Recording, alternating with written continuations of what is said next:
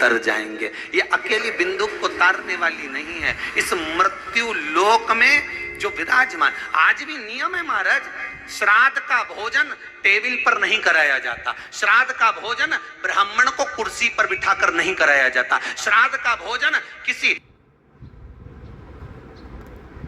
जाता। श्राद्ध का भोजन आज भी प्रमाण है कि ब्राह्मण के लिए भूमि पर आसन लगना चाहिए और जमीन पर बैठकर कराना चाहिए।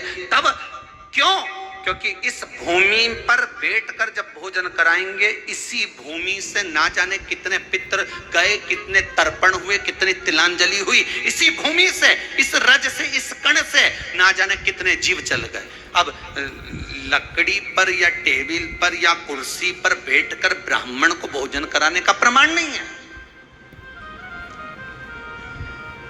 अब आपका फैशन ज्यादा हो गया तो बात दूसरी है। पंडित जी ऊपर बैठ के खा लोगे क्या? पंडित जी तो बोल देंगे अच्छा है, खिला दो।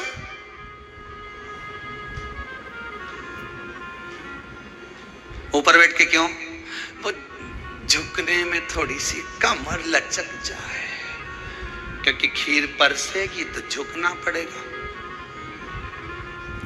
अब ब्राह्मण अगर भोजन करने आसन पर बैठेगा, तुम अगर थोड़ा झुककर परसोगी, ब्राह्मण के सम्मुख में आप थोड़ा सा भोजन कराते समय झुकोगी।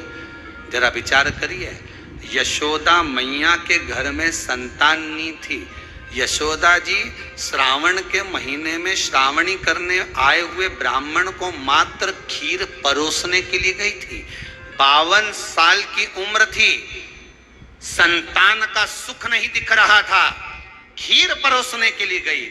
उतनी देर में ब्राह्मणों ने देखा इनके घर में संतान नहीं है, पुत्र भव कह दिया। और यशोदा जी के पति श्री नंदराय जी कह रहे हैं कि बाबा मैं 60 का, ये 55 की, बाल हो गए धोले, और तुम कह रहे हो पुत्र होगा, कहां से होगा? ब्राह्मण कहते हैं ब्राह्मण जब भोजन करता है, भोजन करते समय जब वर देता है, वो वर गलत नहीं हो सकता, कहीं से भी आएगा, पर छोरा तो आएगा। और आया, कहीं से भी आया, पर पुत्र आया, क्योंकि आशीर्वाद दिया था। श्राद्ध पक्ष का भोजन टेबल पर नहीं, कुर्सी पर नहीं, श्राद्ध पक्ष का भोजन ब्राह्मण को आसन लगाकर जमीन पर कराना चाहिए,